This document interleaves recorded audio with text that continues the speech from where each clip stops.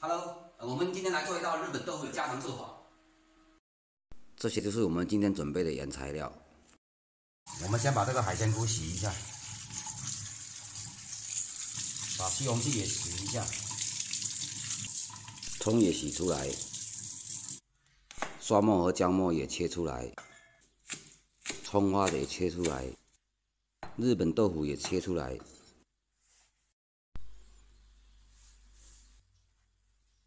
切好的日本豆腐里面拌点生粉，稍微搅拌均匀一下。海鲜菇倒入锅中，煮个1分多钟就可以捞起。把西红柿切碎了，锅里加入调和油，油温6成热的时候放入日本豆腐，稍微翻动一下。现在把这个日本豆腐捞出来，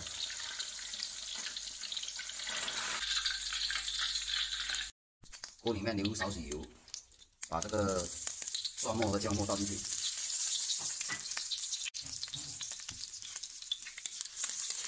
炒香一下，把海鲜菇倒进去，稍微翻炒一下。这个海鲜菇我们已经是用水煮过的耶，所以说是熟的，这个翻炒时间不用太久。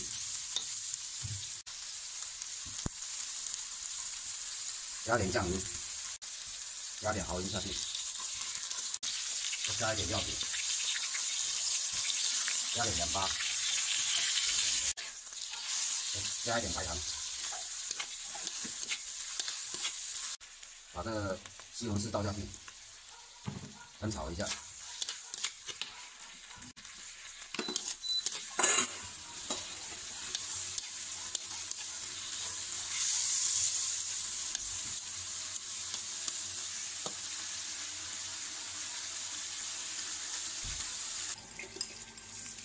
泡一点淀粉水出来。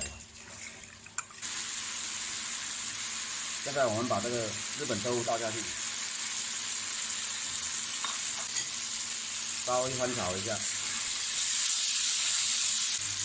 把调好的这个淀粉水往锅旁边倒下去，等水收了翻动一下，最后把葱花炒下去。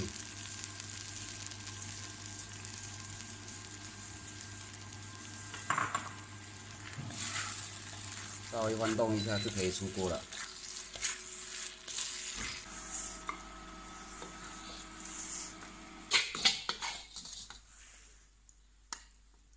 这道日本豆腐简单做法就完成了，喜欢的朋友给个关注，点个赞吧。